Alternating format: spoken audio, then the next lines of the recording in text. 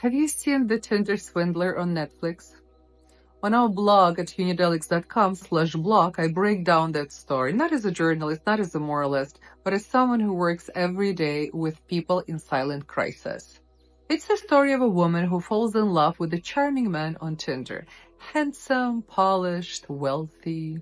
He flies her around on private jets, sends her photos in Gucci, whispers that she's the one. And then suddenly, he asks for money. Because he has enemies, because he's in danger, and she gives it. All of it. And then he disappears. That's when most people watching say, how could anyone fall for this? You'd have to be stupid. But look a little deeper and you realize this isn't a story about fools. It's a story about all of us. Because someone is flying us around too, only it's not a Tinder scammer, it's the voice in our own head that says, you're doing fine. Just hang on. Vacation is coming. This is just a phase. We've all been this woman. When you know deep down that something is wrong, but you pretend it's not. Because you really wanted to be loved. Or a good job. Or just a little longer and I'll make it. That's when real life begins. Not Netflix. Real life. Because the worst lies are not in media as we tend to think. They are in our heads. My name is Tatyana Voloshin. I'm a career coach and a founder of Unidelics. And this video is about how to stop lying to yourself. We like to believe we cannot be fooled, that we're smart, observant, mature, but the truth is we're easiest to fool when we desperately want something. We want love, support, a solution, money. So we lie to ourselves to stay functional, to keep crawling forward, running on fumes. That's what somatic practices are for. Not for chakras, not for energies, but to clean that murky puddle inside we keep calling, I'm fine. Because that phrase doesn't just live in your head. It seeps into your body. When you lie to yourself, your neck tightens, your gut clenches, your breath goes shallow or stops altogether. And you live in this tension for months, sometimes years, without even noticing. Or you just call it functioning or holding it together. And then your focus starts to slip. You cannot sleep. You snap at people for no reason. Or you just want to disappear. That's the cause of a lie. When deep down you know something is wrong, but you refuse to know. So your body speaks for you. Through pain, through anxiety, through grief. That's why breathwork and meditation are not metaphors. They're not symbolic. They are the only way to untie the knot where it actually tied. In the body, not the mind. And when we finally start breathing, not shallow, not performatively, but deep and honest, something begins. And you can't unbegin it. You start to hear, not music, not mantras, but your own voice. The one you've been drowning out for years. And it might not say nice things. It might say, this isn't your life anymore. You're not happy in this relationship. You're pretending to have it all under control because you're afraid to admit you have no idea what to do. It hurts. But that's clarity. And that's where the exit begins.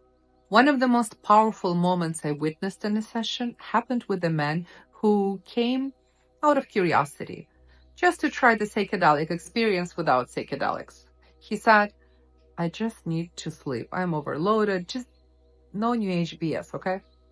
I said, okay, let's breathe. So we breathe. And at the very end, when everyone is lying down in silence with their eyes closed, he suddenly sits up. Not crying, not talking, just frozen, like a statue. Later that night, he calls me. He says, I heard her voice. We haven't spoken in 3 years. She was the love of my life, but it was difficult, and I convinced myself I didn't need that. 3 years, I didn't think about it. But today I realized she's been in my head this whole time. He thought he had focus issues. Turns out it was a memory loop stuck on repeat. The next day he called her, not to rekindle anything, just to end the silence, to stop lying to himself. And a week later he texted, "It's quiet in my head now. Calm, almost blissful." That's what breathwork does. Not magic, just access to the inner archive, to the thing that's been waiting maybe for years to be said, to be finished. So what actually happens in these sessions? You come into your own bedroom, lie down in your own bed, turn on Zoom. Camera is optional, mic stays off. No one sees your process but me. I explain how to breathe correctly, what's happening in your body, what kind of reactions you might experience. No mysticism, no HPS, just physiology. Then the session begins. We breathe with music and a specific rhythm through the mouth. Now deeper, now softer, you just breathe and listen. Each session tells a different story. Each journey is unique, never boring. For some, memories surface. For others, vivid images. Some feel tears. Some feel resistant, anger, tightness. All of it is welcome. It's part of your process. And as we go, the body starts to build energy, real energy, which we then release. And that release, it's like nothing else. It's like you taking a shower for the first time in your life. That cleansing. After that, we go silent. You just lie there, listening to yourself, because that's where the real answers live. You don't have to share anything. You don't have to achieve anything. The only thing required of you is your presence. And for most people, something shifts. The noise quiets down. The fog clears. There is a little more peace. And often something rises, something you've known for a long time, but never let yourself admit. I don't know where you are right now. Maybe you've had a rough day, maybe a rough month, maybe it's been 3 years of just dragging yourself forward. I don't know what exactly is eating at you, but I know the sound of that inner noise. It's when you're technically living, but everything feels muffled, like it's coming through earplugs. Distant, dull, not yours. If you recognize yourself in that, if something inside you stirred even a little, maybe this is the moment. June 24, 8 p.m. Eastern Time in English, or June 25, 2 p.m. Eastern in Russian, you can join the session called Calm the Noise. One practice, one chance to hear what's underneath. This is the only session that can be joined as a standalone. The full program is only open to those who've done this first practice.